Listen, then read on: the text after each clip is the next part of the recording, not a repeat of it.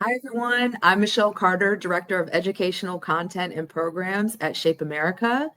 And I'm so excited to be here. Beyond the Check-in, Empowering Parent-Student Dialogues About Health is produced and developed with funding from the Centers for Disease Control and Prevention and in partnership with Shape America, which is a national organization that serves as the voice for health and physical educators.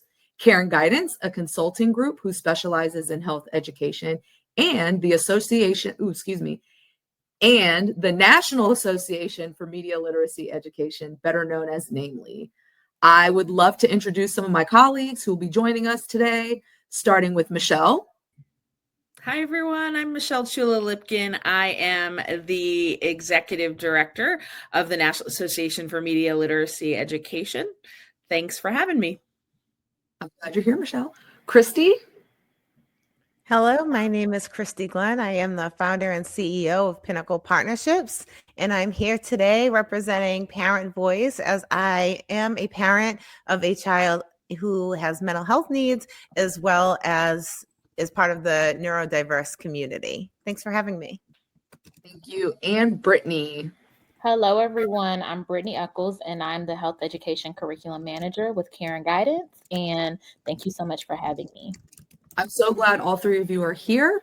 So through the Beyond the Check-in, our goal is to provide parents and caretakers with background information and resources to effectively support their high school students' social, mental, and sexual health through media literacy. So we're just going to dive right in there. And Michelle, with NAMELY, I'll start with you because we're going to be talking about media literacy. I really like to think of media literacy being the thread that is woven between connecting these important topics of social, mental, and sexual health. So, what exactly is media literacy and how does it relate to safety? Great. So we define media literacy as the ability to access, analyze, evaluate, create, and act using all forms of communication. So it's all about ensuring individuals of all ages have the skills they need to be critical thinkers, effective communicators, and active citizens in the world today. Thinking about what does it mean to be a literate citizen today, because we are all swimming in media messages. The goal of media literacy is to understand those messages, right? Their power, their purpose, their agenda, because media literacy is so important in the way that it allows us to think deeper and to understand how media and information influence us, our beliefs, our moods, our values.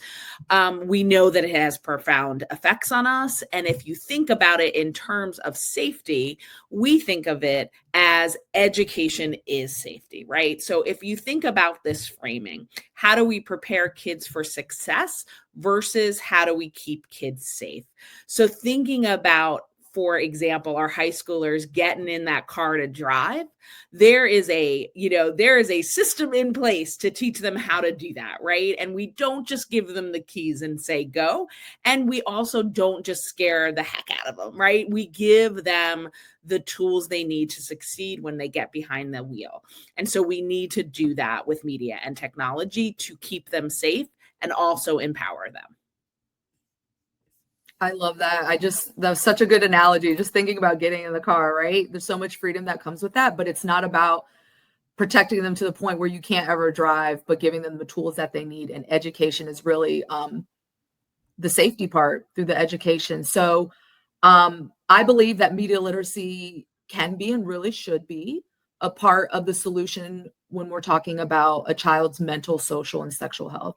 So I like to get practical. So what does that look like at home for parents and students? So I think especially with high school students, they are, bound for adulthood. So we really need to frame it more broadly and think about the family system, right? So what if the question was, how do we create a balanced, healthy relationship with media and technology in the home? How would that change the way we behave and the conversations we have? And it's really important as parents that we think about engaging our young people in our lives and our teenagers with media and technology, right? So it's not our jobs to completely protect. So instead of putting away the phones, we actually have to take the phones out and teach our kids how to use them. And with high schoolers, we need to allow them to teach us a little bit also, right? Because they have a lot of tech savviness, but we have a lot of life experience. So they actually go really well together. But I think one of the problems right now is we have a general cultural conversation that is really fearful, right? So parents are really worried about all the things that can go wrong online. And the problem with some of the headlines these days is that they don't really direct us to what the research says. So if you think about these reports that have come out lately, this one from the American Psychological Association, this says that using social media is not inherently beneficial or harmful to young people. If you go to the Surgeon General's advisory about social media, it actually says that more research is needed to fully understand the impact of social media. And it also says that social media can provide benefits for some youth by providing community, right, and connection. And then when we think about the broad correlation between between media use, social media use, and mental health, you'll see here by Candace Odgers that analysis was done in 72 countries that shows actually no consistent association between well-being and social media, right? So like in the largest long-term study of adolescent brain development, there's no evidence of drastic changes associated with digital and technology use. So if we keep hearing about the fear around digital technology use, are we actually asking the right questions? And are we going to solve the right problems? Because if we ask the wrong questions, we will not solve the right problems. And that's where thinking about our own behaviors as parents is really important, especially as our kids are in high school, about to launch into adulthood, right? They are watching us more than they are listening to us. And so if we want that balanced, healthy relationship with media for our children, we have to reflect on our own use and ask yourself some questions. What is your relationship with media and technology? Do you like to wind down with screen time? Do you get distracted by media use? We know that we can't stand when our kids do, but how about us, right? We are all getting distracted. Do we procrastinate because we're on social media or texting with our friends? Are we oversharing about ourselves or our family? And do we like to have our phones close by? So thinking about our own relationship will allow us to have broader conversations with the high schoolers in our life and hopefully open a dialogue about what works and doesn't work in the home. I love that. I mean, because really the truth is, I mean, technology is not going anywhere, right? It's here to stay. If anything, we're now talking about AI and all the different things. And when I think about teenagers, I've heard teenagers are like little hypocrite detectors, right? So looking for those and being able to reflect and being to recognize our own technology habits, I think is going to be make you more relatable and really kind of help with some of those conversations. Christy, I'm going to turn to you as a parent. I'd love to hear your thoughts. Absolutely. I think that what Michelle just said about the way that teenagers and high schoolers really start to pick up on the cues of their parents it has always been there, right? Like kids understand what's happening, right, at all ages. I think that's something that we know. But when they get to be high schoolers, their voice in the world starts to be amplified. And so they're less hesitant to call you out on it. And so I think this is something that is extremely important that we as parents think about. How are we using our social media and all of the things that Michelle just said? I think this is especially important when we're thinking about kids who have mental health needs or are in a neurodiverse community, that they really are paying attention to what we're doing and may not always be vocalizing what it is that they're feeling inside. They may be internalizing that or processing that differently than we're actually thinking about as parents. And so it's an added step, I think, for some families who have these added needs. I also think it's great to think about some of the different articles that were shared related to the potential impacts on youth's mental health related to different types of media, social media, or other types of screen time, because it is a lot of bombarding information that says that all of these things have negative impacts on our kids' mental health. And I think before we just jump to the assumption that all of these things are true based on headlines and not doing our own research and not showing our kids by modeling for them, this is how you actually see if this is true, by reading these different studies and looking into these different resources to come up with what is true, that we are doing a couple of things. We're making sure that we are not making decisions for our kids in the way that we're then interfacing with our kids based in fear or lack of appropriate information. But we're also thinking about, this is what I'm modeling for my kids, how I'm checking to make sure that everything that I see on the internet or everything that I read on social media, I have made sure is actually true before I'm taking that and implementing it into my real life world. And that is something that is really important for kids, especially at the high school age. So I'm really glad that we're sharing all of these resources, and there's so much more to come in this conversation.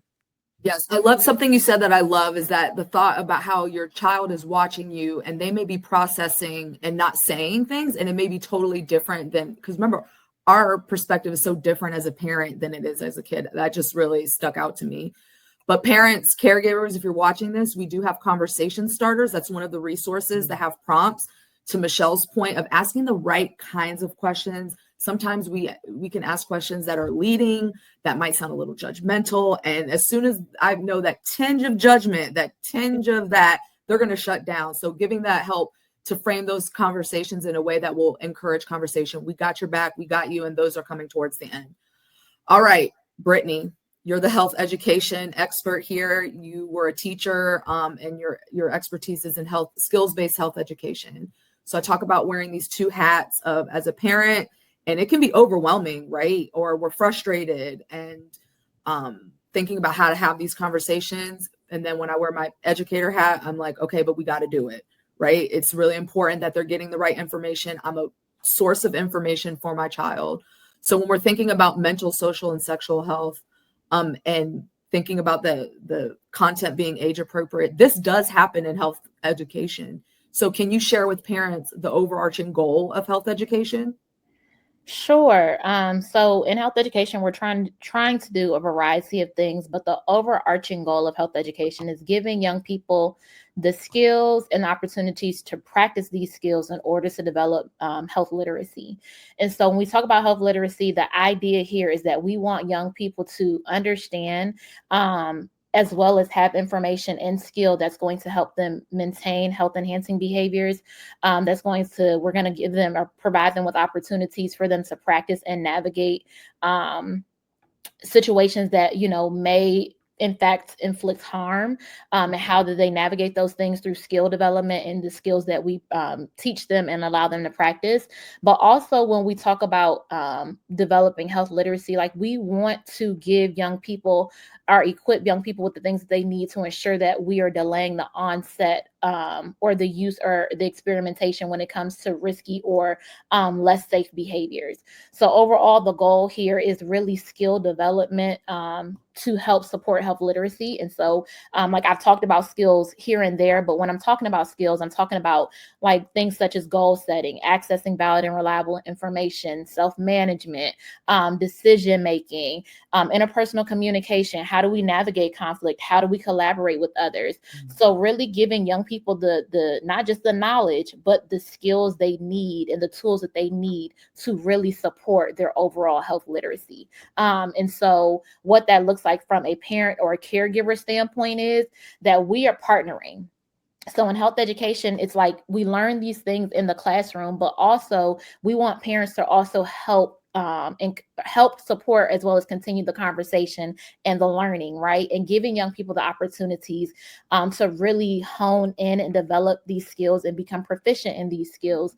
And so one way, like I said, to have the conversation is, because we want to uplift having conversation, but like Michelle has talked about, using conversation starters, right? And making sure we have the conversation and we're continuing the conversation in a way that allows young people to feel like they can continue to come back to us and have open dialogue dialogue where it's not, fear-based or shaming, or they're feeling like they can't really be open with us.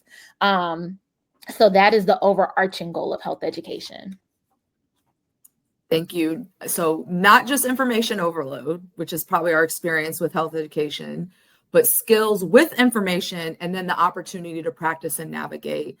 Michelle said it, they are on the brink of adulthood. So really, I talked about earlier too, mentioning content that is age appropriate. Would you be able to give us a definition that's age appropriate for high school students for mental, social, and sexual health? Sure. So when we're talking about mental health at the high school level, like we're really talking about or looking at our emotions, our psychological and our social well-being, and how those things work together or work in tandem. We're also looking at how it affects how we think, how we feel, how we handle stress, how we handle relationships, as well as how we handle challenges. And so when we talk about mental health at this age or at this grade level, like we want young people to understand that it's also recognizing our emotions, right? So when we feel certain things, like what is it that we are feeling? And when we feel them, how do we manage those things, right? So how are we managing our emotions? How are we managing stress in healthy ways? How are we even seeking support when we need to make sure that we're staying balanced when it comes to our mental health and our overall well-being. So that is how we define mental health at the high school level. And so when we're talking about social health at the high school level, it really is the ability to build and maintain positive relationships, how we can communicate effectively, and how we can really navigate social situations in healthy ways, right? As well as safe ways. It also involves like respecting boundaries, understanding what someone's boundary is, like being able to recognize boundaries, not just respecting them, but recognizing them. It's about resolving conflicts. It's about showing empathy. It's about creating meaningful conversations, as well as connections that support emotional well-being. And so I would say this type of health, it includes not just being in physical spaces with people and that social side of it, but also like, what does it mean when we engage with people socially, when it comes to like our digital footprint or online and things of that nature? So like, what are we posting? What do we like? What do we share? What messages do we find entertaining, right? So like, that is also that social side of it. So that is what social health looks like at the high school level. And then, so last but certainly not least, when we talk about sexual health with high schoolers, it really is about helping them understand as well as respect bodies, right? So respecting our body, understanding what respect looks like, right? As well as like, respect in relationships, as well as respecting personal boundaries. It really is about providing accurate information, right? So we're not safeguarding things. We're not saying, oh, we're not going to give this to them because, maybe they're too young or maybe they don't understand. No, the part about skills-based health education is giving accurate information so young people can use that information to then engage in the skill. So when we talk about sexual health, we're giving accurate information around human development. We're giving accurate information around consent, safe and healthy relationships, and reproductive health. Okay. And so sexual health also involves making informed decisions, practicing self-respect, as well as knowing where to seek valid and reliable support and information when it's needed. I love that. I had to write down a little note about respecting our bodies. I love that in that definition of sexual health, and then providing accurate information. That's really great. And parents and caregivers, if you're watching, these definitions are also in those parent conversation starters. That'll be in that QR code at the end, as I mentioned previously. So, Christy, you also talked about your organization and how it provides families with support and tools needed to navigate the complexities of raising a child with different health and, or learning needs. When you hear Brittany define these topics in health education, what comes to mind on how parents might best support all students, whether they have special needs, different learning abilities, or are a part of the neurodiverse community? I'm sorry, before I answer that, are we going to record the end and then come back? Yeah. So maybe for this part, we'll just put Christy on. Yeah. Michelle, I have to run. So we're going to record the end and then go back to Christy. I'm so sorry. No problem. All right. I'm going to do a little Great. Thank you all so much. I've really enjoyed this time together. But before we go, if you just say, what's one thing you want to leave with parents after they're watching this, one sentence of something for them to think about when they turn this off? Well, I definitely want us to remember that high schoolers are getting ready for college and career. And to be ready for college and career, they need to be literate in all of these systems. So rather than taking them off of social media or, limiting all the things that they experience online, we have to encourage them to learn how to do it safely, productively, and that's the way they're going to be successful. I would say to remember that you're not alone. As parents, we can sometimes feel like we're by ourselves in our houses, in bed, thinking about what our kids are doing when they're supposed to be sleeping. And, it's worrisome, but you're not alone. Other families that are raising kids that are in high school are feeling the same way. And there's lots of different resources, some of which you've had here, some of which you can link to in the QR code.